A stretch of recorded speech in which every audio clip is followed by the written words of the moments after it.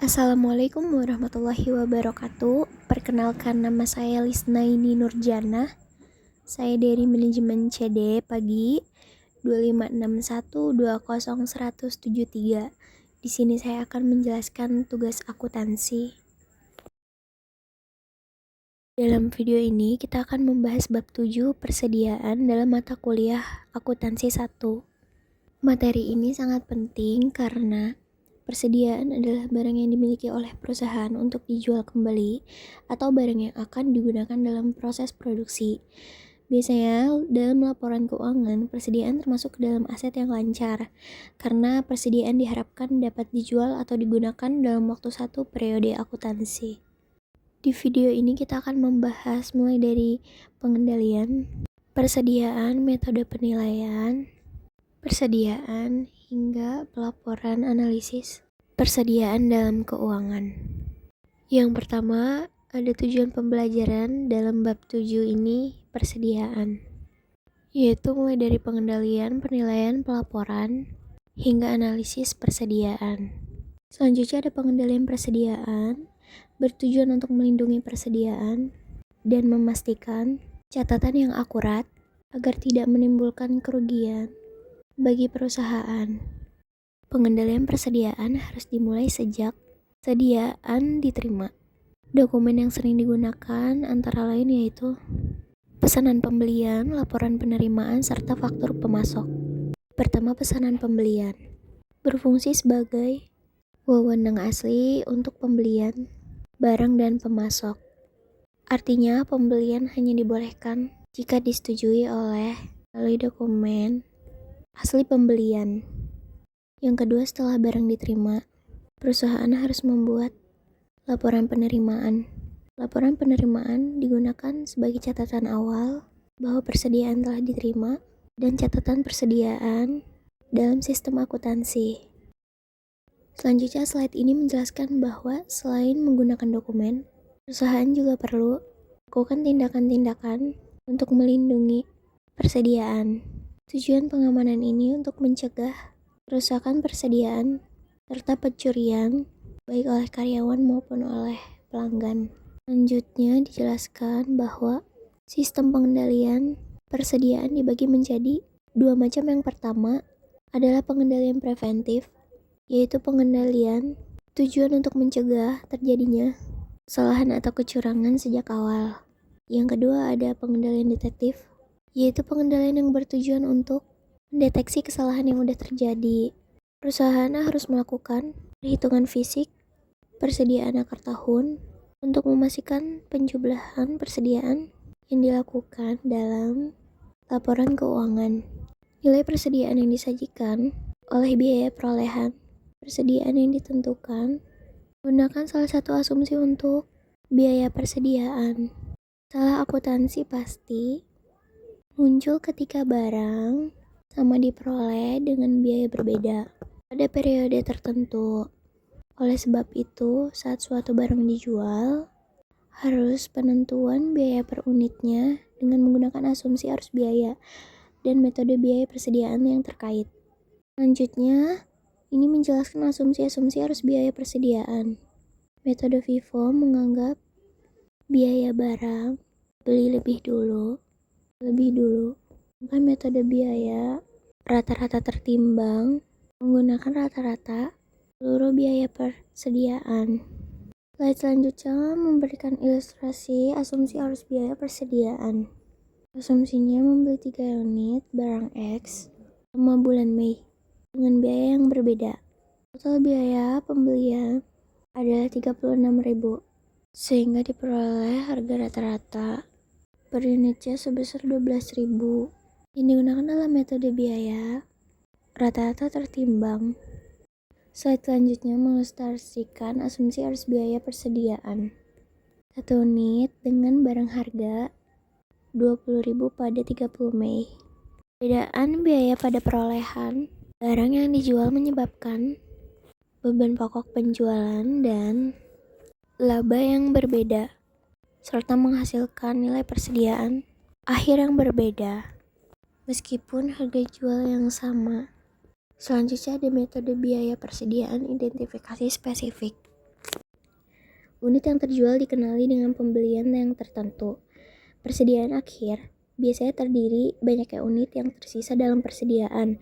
Sebagai contohnya itu pada 18 Mei, unit yang terjual adalah biaya yang dibebankan pada unit terjual sebesar 13.000, laba bruto sebesar 7.000, dan persediaan akhir sebesar 23.000. Metode FIFO mengasumsikan bahwa unit yang terjual adalah unit yang pertama dibeli, serta persediaan akhir berasal dari barang-barang yang dibeli paling akhir.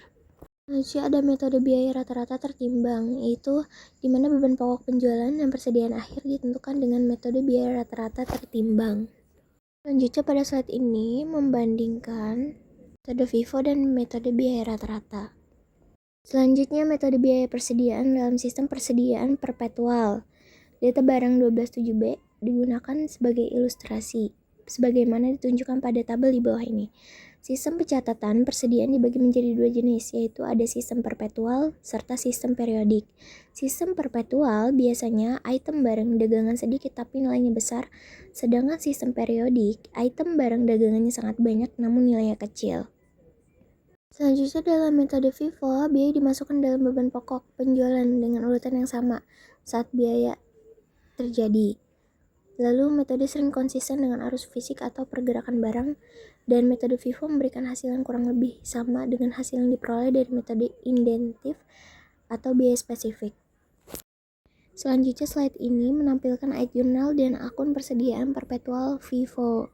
Untuk barang 127B, transaksi pembelian, atau penjualan dicatat langsung, sehingga beban pokok penjualan persediaan akhir 31 Januari dapat diketahui secara berkelanjutan.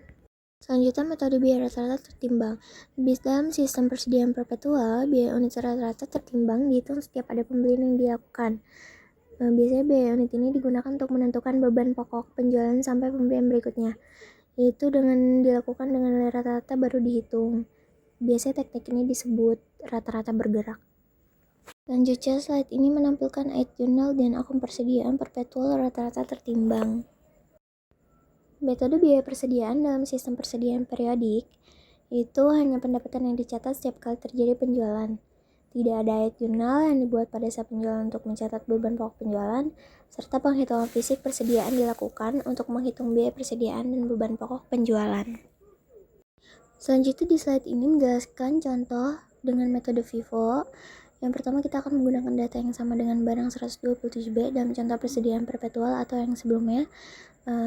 Yang kedua, persediaan awal dan pembelian barang 127B pada bulan Januari.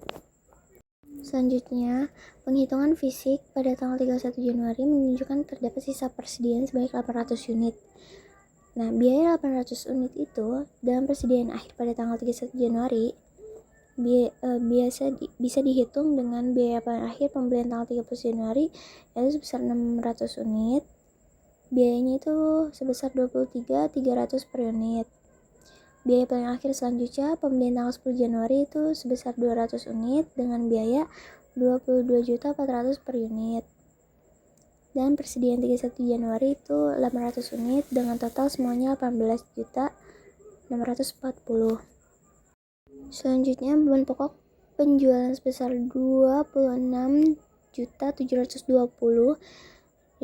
seperti ditunjukkan, yaitu persediaan awalnya dalam 1 Januari sebesar 20 juta, pembelian sebesar 11.200.000 rupiah ditambah dengan 13.980.000 dan menjadi 25.180. Biaya barang tersedia untuk dijual di bulan Januari sebesar 45.180.000 dan persediaan akhir 31 Januari sebesar 18.460.000 serta beban pokok penjualan itu ditotalkan menjadi 26.720.000. Jadi di sini ada tampilan arus biaya FIFO. Itu terdapat ada pembelian, barang tersedia untuk dijual, serta beban pokok penjualan. Selanjutnya di sini ada metode biaya rata-rata tertimbang. Biaya unit rata-rata tertimbang dihitung dengan cara berikut. Biaya rata-rata tertimbang sama dengan total biaya unit yang tersedia untuk dijual, terus dibagi dengan unit tersedia untuk dijual. Selanjutnya digunakan pada data barang 127B dengan metode rata-rata tertimbang. Yang pertama, biaya rata-rata tertimbang dibagi total biaya unit tersedia untuk dijual sama dengan unit tersedia untuk dijual, yaitu sebesar 45.180.000 dengan 2.100.000 unit. Hasilnya itu 21.510.000 per unit. Selanjutnya ada biaya pada persediaan akhir 31 Januari. Persediaan awal 1 Januari sebesar 20 juta rupiah. Pembelian pada 11.200.000 rupiah dengan 13.980.000 rupiah, yaitu 25.180. Biaya barang tersedia untuk dijual di bulan Januari yaitu hasil dari pertambahan persediaan awal 1 Januari dan pembelian sebesar 45.180.000 rupiah. Selanjutnya ada persediaan akhir 31 Januari ada 17.208 dan beban pokok penjualan itu hasil dari pengurangan biaya barang tersedia dengan persediaan akhir itu dikurangkan menjadi 27.972.000 rupiah. Selanjutnya ada metode FIFO dan persediaan rata-rata tertimbang, itu akan menghasilkan jumlah yang berbeda. Yang ke satu ada beban pokok penjualan, yang kedua adalah laba bruto, ketiga adalah laba neto, dan 4 persediaan akhir. Selanjutnya, sistem menggunakan persediaan perpetual, itu laporan laba rugi parsial. Di sini ada FIFO, metode FIFO ada yang metode biaya rata-rata tertimbang. Untuk penjualan, metode FIFO sebesar 39 juta rupiah dan biaya rata-rata tertimbang sebesar 39 juta rupiah. Selanjutnya ada beban pokok penjualan sebesar 26.720.000 rupiah dan metode biaya rata-rata tertimbangnya itu 26.900.000. Selanjutnya ada laba bruto, yaitu hasil dari pengurangan FIFO, metode FIFO dengan penjualan dan beban pokok sebesar 12.280.000 rupiah. Dan hasil juga dari pengurangan metode biaya rata-rata tertimbang dari penjualan dan beban pokok sebesar 12.100.000 rupiah. Lalu persediaan 31 Januari sebesar 18.460.000 rupiah dengan metode FIFO dan dengan metode biaya rata-rata tertimbangnya itu 18.280.000 rupiah. Di sini ada tampilan pengaruh dari perubahan biaya. Dengan metode biayanya itu ada FIFO dan rata-rata tertimbang. Melaporkan persediaan dalam laporan keuangan, biaya merupakan dasar utama dalam penilaian persediaan dalam laporan keuangan, sehingga persediaan dinilai berdasarkan pertimbangan lain selain biaya dalam kasus berikut, yaitu ada yang pertama, biaya penggantian barang dalam persediaan berada di bawah biaya yang dicatat, dan yang kedua ada persediaan tidak dapat dijual pada harga penjualan normal yang disebabkan oleh kondisi barang yang cacat, perubahan mode rusak, usang, atau sebab lainnya. Selanjutnya ada penilaian pada nilai yang lebih rendah dengan biaya atau pasar. Jika biaya penggantian barang dalam persediaan lebih rendah daripada biaya perolehan, metode nilai pasar atau biaya perolehan yang lebih rendah digunakan untuk menilai persediaan. Dan nilai pasar yang dimaksud adalah nilai realisasi neto dan dari persediaan tersebut. Nilai realisasi neto ditentukan yaitu pada nilai realisasi neto sama dengan perkiraan harga jual lalu dikurangkan dengan biaya langsung atas pelepasan. Biaya langsung atas pelepasan mencakup beban penjualan seperti iklan khusus atau komisi penjualan. Lalu di sini ada asumsikan data tentang persediaan yang rusak. Biaya awal sebesar 1 juta rupiah, perkiraan harga jual 800, perkiraan beban penjualan 150. Dan dalam penerapan LCM, nilai pasar dari persediaan adalah sebesar 650.000 rupiah dihitung, yaitu dengan nilai pasar atau nilai realisasi neto sama dengan 800. 800 itu perkiraan harga jual dan dikurangkan dengan 150 perkiraan beban penjualan yang sama dengan menjadi 650.000 rupiah. Jadi persediaan akan dinilai sebesar 650.000 rupiah yang mana lebih rendah dari biaya perolehannya sebesar 1 juta rupiah dengan biaya awalnya itu, dan nilai pasarnya adalah sebesar 650.000 rupiah. Metode LCM dapat diterapkan dengan salah satu 3 cara biaya, harga pasar, dan penurunan apapun ditentukan, yaitu 1. Setiap barang dalam persediaan, 2. Kelas atau kategori utama dalam persediaan, dan 3. Persediaan secara keseluruhan. Barang A sama dengan 100 unit, memiliki HP 5 juta ribu rupiah, harga penggantinya itu 4 juta ribu rupiah. Taksiran harga jual barang A sebesar 6 juta ribu rupiah, biaya penjualan sebesar 500 ribu rupiah. Kemarin labanya diperkirakan 10%. Berapa nilai persediaan yang seharusnya disajikan di LPK? Jawabnya itu batas atas yaitu sama dengan harga jual BP sama dengan 5.500.000. Batas bawah BAML sama dengan 5.500.000 dikurangi 600.000 sama dengan, jadi jumlahnya 4.900.000 rupiah. Harga pasarnya itu sama dengan 4.900.000 dan ICM-nya sama dengan 4.900.000, selisihnya 100.000. Penyesuaian kerugian atas penilaian persediaan. Persediaan biasanya disajikan di bagian aset lancar dalam laporan posisi keuangan. Hal-hal yang itu dilaporkan menjadi 1. Metode untuk menghitung biaya persediaan atau FIFO atau biaya rata-rata tertimbang. 2. Metode penilaian persediaan, biaya atau nilai pasar atau biaya yang lebih rendah.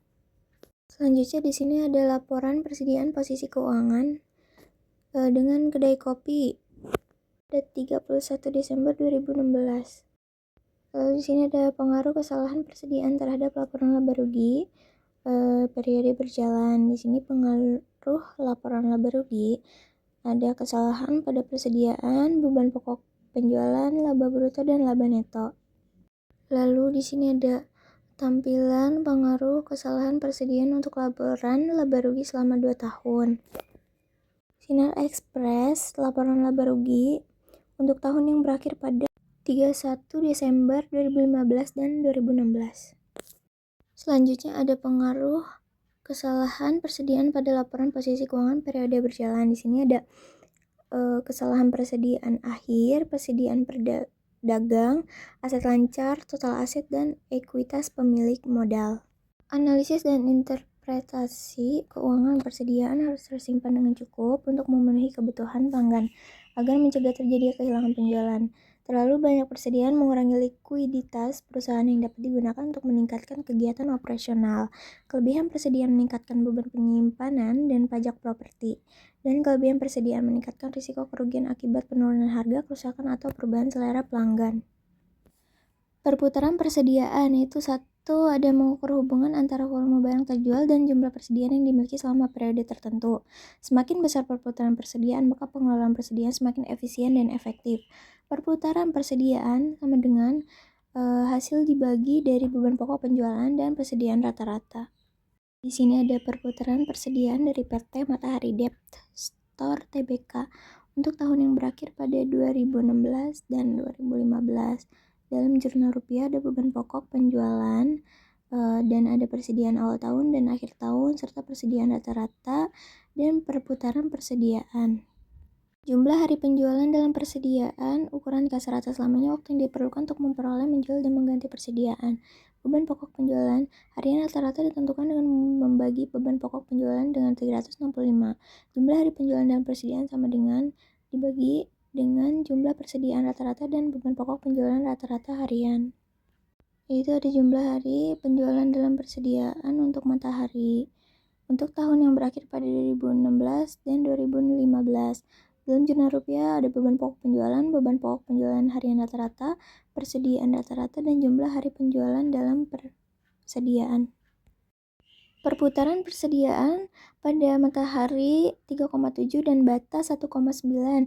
Jumlah hari penjualan dalam persediaan dalam Matahari 99,2 hari dan pada Bata 195,1 hari. Memperkirakan biaya persediaan itu ada metode retail dan metode laba bruto.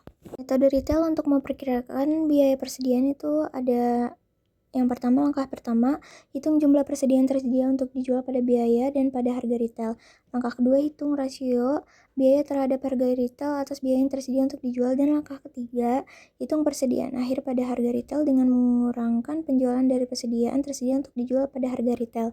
Lalu ada langkah keempat, perkiraan biaya persediaan akhir dengan mengalihkan persediaan akhir pada harga retail dengan rasio biaya terhadap harga retail.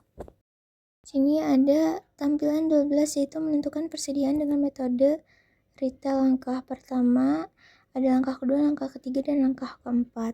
Di sini ada persediaan 1 Januari, ada pembelian bulan Januari, ada barang tersedia untuk dijual, ada rasio biaya, ada penjualan bulan Januari, dan ada persediaan 31 Januari dan persediaan juga 31 Januari pada biaya retail dan biaya perkiraan.